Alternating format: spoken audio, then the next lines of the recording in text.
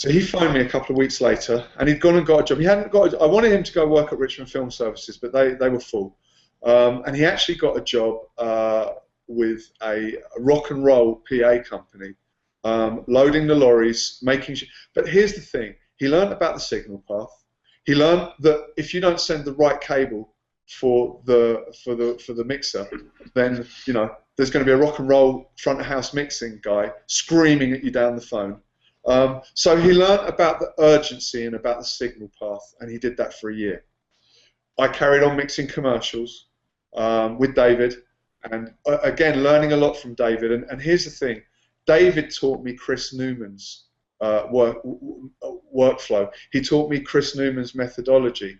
Now, I'm a sound mixer in my early 20s in West London doing commercials, and I'm getting taught by Chris Newman's boom operator, and as I said before, Chris Newman's, at that point was the guy worldwide.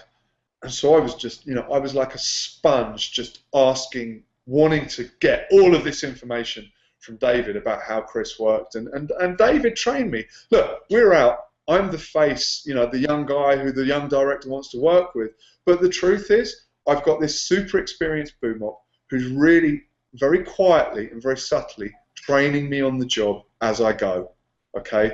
And saying, no, you don't want to do it like that, Here's the thing, let me put a plant mic at the back there because I can't swing to that. You just fade that up at that moment and the rest of it's on the boom. That's how he'd break it down for me. So I was very, very, I'm still very grateful to David Sutton. So Arthur's working at this sound hire company. I'm shooting commercials. And then Arthur phoned me up and he said, right, I've done my year. I've handed in my notice. I'm done. I'm ready to come to work with you. You told me that I had to do a year in a sound hire company. I've done it. And I was like, whoa. Okay, let's slow this down. And then something very exciting happened because, by the way, I wasn't ready to give Arthur the job at that point. And I was like, shit, that year passed really fast. I'm still working with David. Arthur can't just come straight out having boom operated for 3 days on Guy Ritchie's short into the world of high budget advertising. Okay, so I got a phone call that Friday from a production manager on commercials that I know, and she said, look, Simon, we've got a problem. I'm doing this deferred payment movie, and I thought, here we go, she's going to ask me to do it. She wasn't going to ask me to do it. She said, look, the problem is this was a Friday afternoon. We start shooting Monday. We've got a sound mixer whose name is Garth Marshall, another very famous guy, very famous for using a Neve desk, which is very rare, and being one of the first guys to use a Nagra D, which was the 4-track digital Nagra recorder. Okay, but anyway, we'll come back to that. So Garth's here.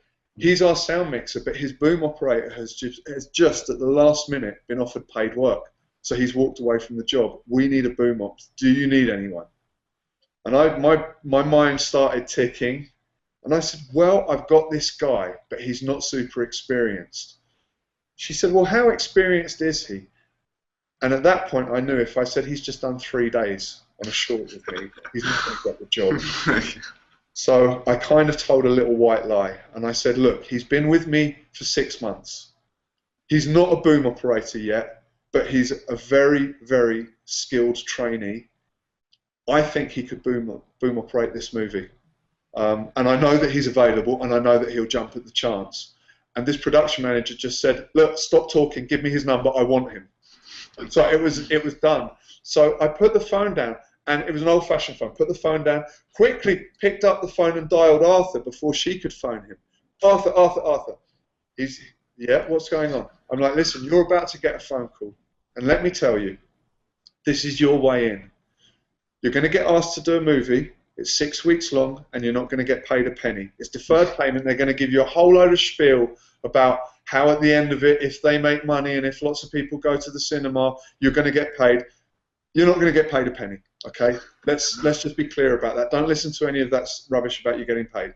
But what you are going to do is you're going to be a boom operator, and you will get a credit on your CV as a boom operator if you can get to the end of it without getting fired.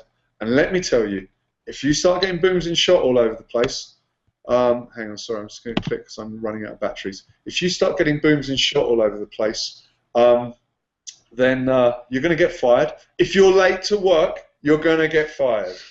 And he was like, okay. And he says, so listen, Simon, if I get through this without getting fired and I get a boom operator's credit on my CV, is it me and you? Am I your boom op? And I was like, yeah, that's the criteria. Okay. I knew that David at that point was starting to talk about retirement. He was looking to. He'd been asked to do a movie with Simon Kay, who's another Academy Award winner. It's amazing that I was surrounded by these people so early on in my career. He'd been asked to do a movie, and he'd already said, listen, I want to go and do this movie with Simon Kay, and I'm starting thinking of slowing down and just doing one movie a year. And so I knew that there was an ability, there was an opening for Arthur. So Arthur went and did that movie. It was 6 weeks long. He got to the end of it, and he phoned me, and he said, Simon, look, here's the thing.